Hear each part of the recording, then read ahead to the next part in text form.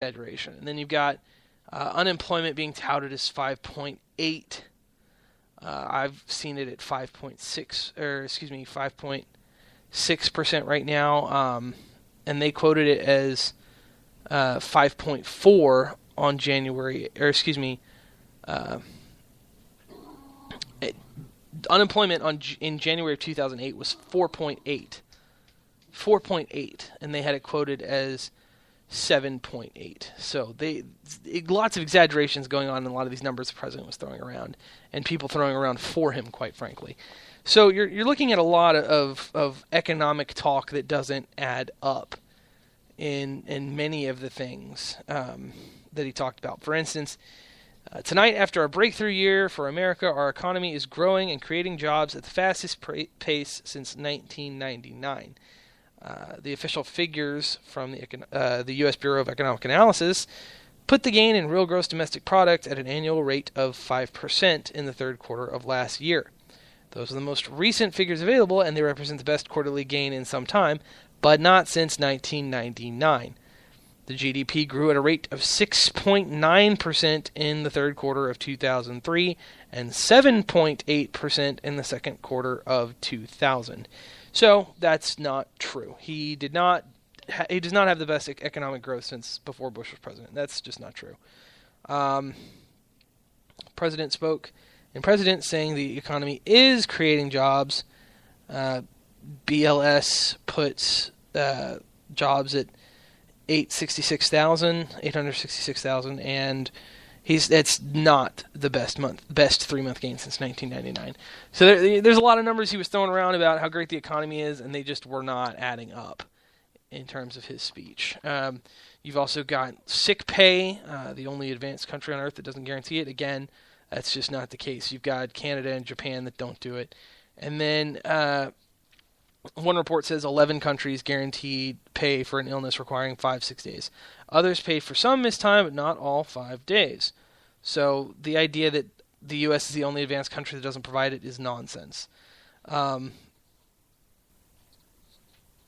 It's just, there was so much that was wrong with this. It's hard to go through. I'm trying really hard not to bore you with too many of the small details, but I'm going to try and take at least one from like every category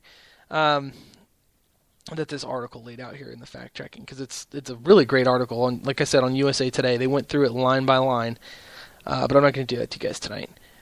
President was correct when he said the U.S. has gained 11 million private sector jobs in the past 5 years.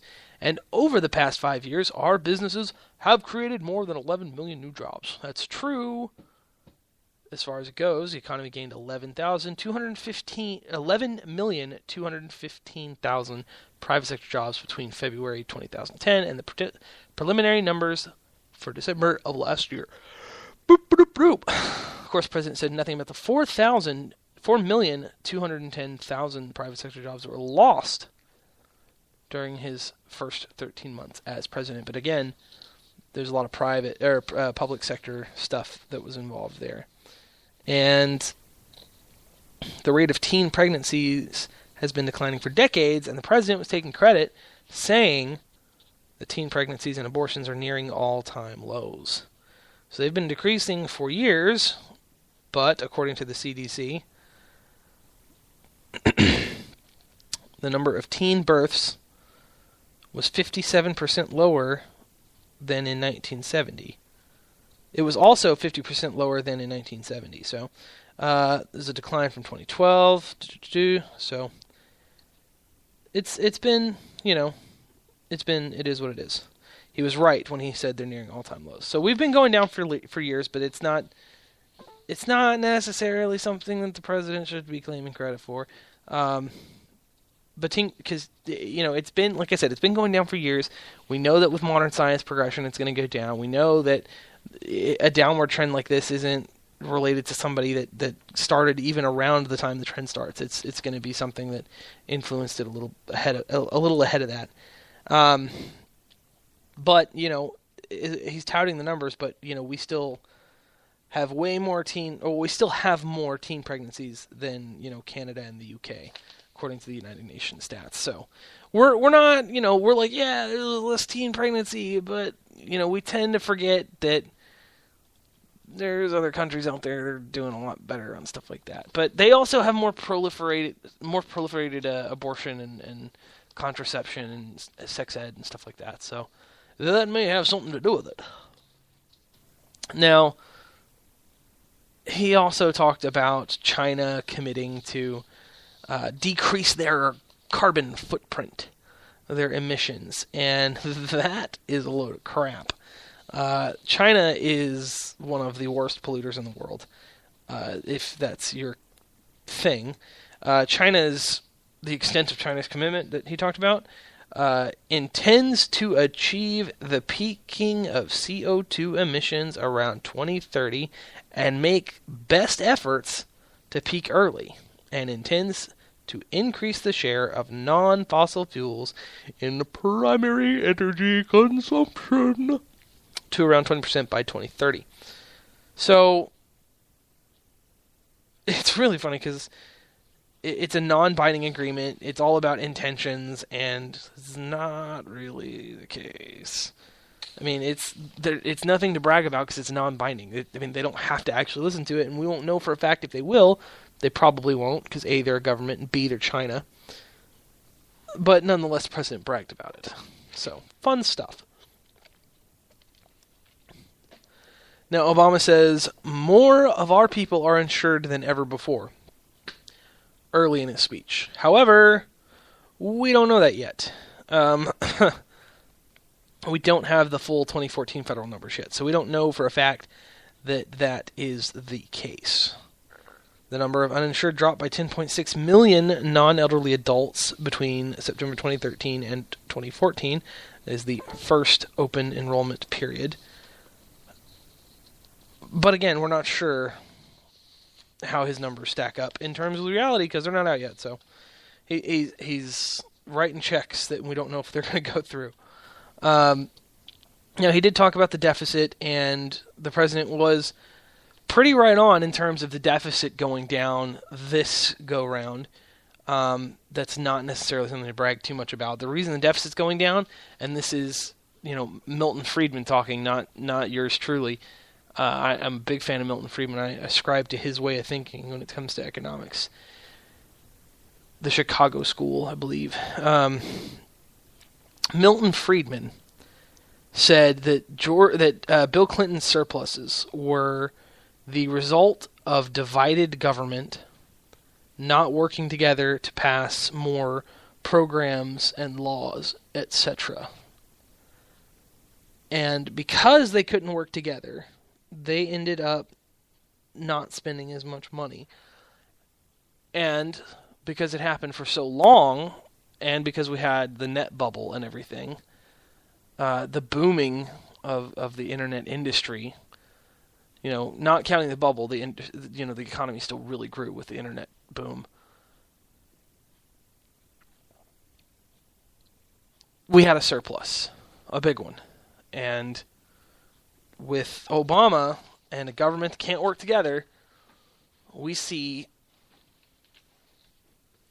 not a surplus, but we see a deficit reduction, and a significant one. We're looking at a trying to get the exact number here. The U.S. finished the most recent fiscal year with a deficit $483 billion. That's roughly down 2/3 from what it was in fiscal 2009. So, the CBO, however, says that under current law, the deficit will rise to above $500 billion in 2016 and hit nearly $950 by 2022. So, as of right now, he's kind of spot on. A little off in the beginning with some of the stuff that was going on, but you can't really hold it against him too much when it comes to a lot of these numbers being a little wonky. But I tell you what we're going to do is we're going to take a short break because I've been boring you guys with a lot of numbers. And when we come back, we're going to try to lighten it up a little bit.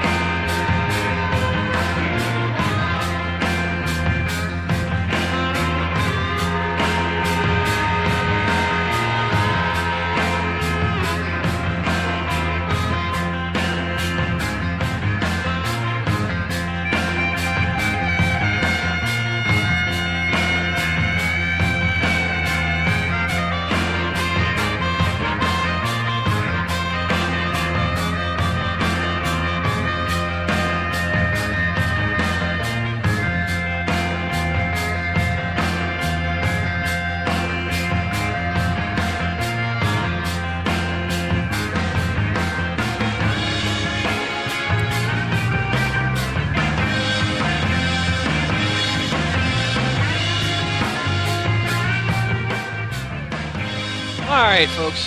Got you about a minute here. Y'all ought to be good and loosened up after that. So, there were some things that were a little bit problematic with the president's speech. We've gone over numbers and stuff like that. I want to get away from numbers. I want to get away from nitpicking. What I want to talk about is the fact that most of America listened to this speech, or not most of America, but most of the Americans who listened to this speech, their big takeaway from it was two things. Soaring rhetoric, aka free stuff, and the fact that the president went off script for a second and said he won 2 elections. A zinger. People remember a zinger, and they remember some of the stuff he promised.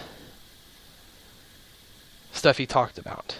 The wage hikes, the free college. But mostly, they remember the joke. I mean, in this society we've got going now of Kim Kardashian watchers and just gossipy, entertainment-driven people, we as Americans seem to we seem to have gotten into this situation where our politicians understand that being cool is more important than being a leader. It's more important for our elected officials to be cool than it is for them to know what they're talking about, or for them to be accurate in what they're talking about. I mean, the President of the United States told bold-faced lies on television with some of these numbers. He recommended things that were flat-out bad for the nation. That's not even a question. We know it's bad for the nation. That math is in, and the numbers don't crunch. But America doesn't care. America thinks, ooh, shiny. And that's the important bit.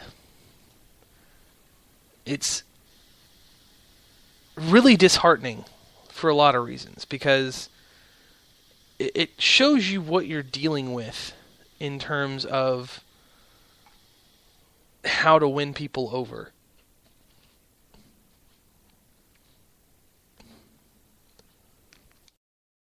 If you want to win the country, if you want to win an election, you've got to be cool.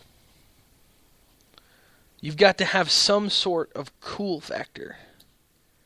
And if you don't, you can pretty much take a back seat. And in politics, it's coming down to, a lot of times, most of the times, it's coming down to hoping your opponent is less cool than you.